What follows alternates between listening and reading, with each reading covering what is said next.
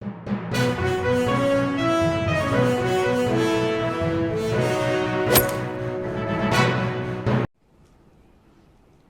باللہ من الشیطان الرجیم، بسم اللہ الرحمن الرحیم۔